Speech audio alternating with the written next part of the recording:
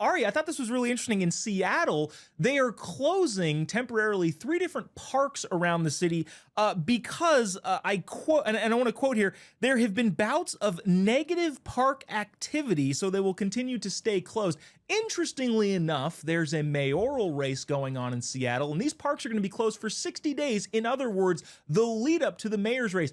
Why do you think Seattle has made the choice to close these parks? And what do you think those negative activities might be?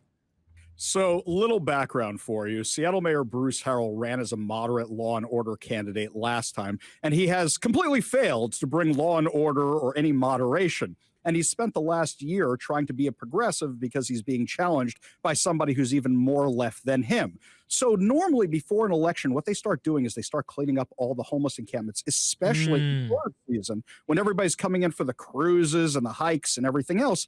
They didn't do that this year.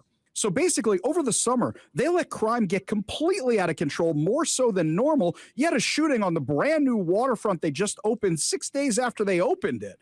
So Bruce Harrell has let the city completely go to garbage. So now the only thing they can do, because it's too late to fix anything, because the election's right around the corner, too late to clean anything up. All they can do now is say, we're just going to close these parks and kind of try and shove the homeless people out of the way so people forget they're there until the election time. And this has been his MO. It's just a giant game of whack-a-mole, of send them all over the city so people don't see them. That has been what he has done his entire time in office. I think he likes the idea of being mayor, not actually doing any of the stuff that a mayor is required to do.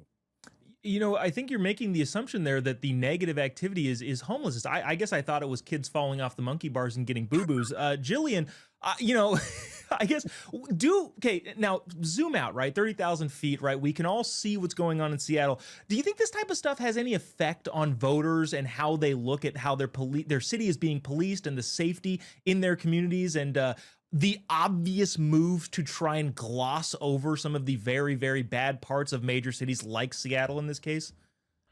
I think you're trying to compare Seattle with other cities with normal people living in them. Seattle has Oh. been so far gone that up is down and down is up and the sky is red and they believe it. Like I mean, I feel like that city's just a lost cause. I mean, like I think we just build a fence around it and like ship it, like let it do its own thing at this point. And I wouldn't be surprised if they went with a more leftist person because how dare you push right now the rhetoric of the leftists? How dare you push homelessness out, the tents off the streets? How dare you solve that? How dare you solve crime? I think the left is just doubling down on that recently in all major cities. So I wouldn't be surprised if they did not want it cleaned up. They were angry that these parks were being shut down because Seattle is so backwards. So in a normal situation, you would think law and order, but with those constituents, I think they go with the liberal mayor.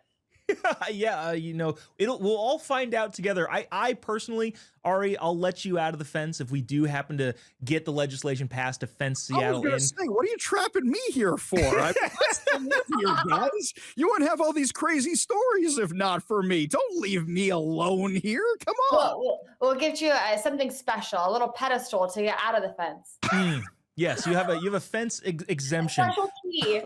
Um,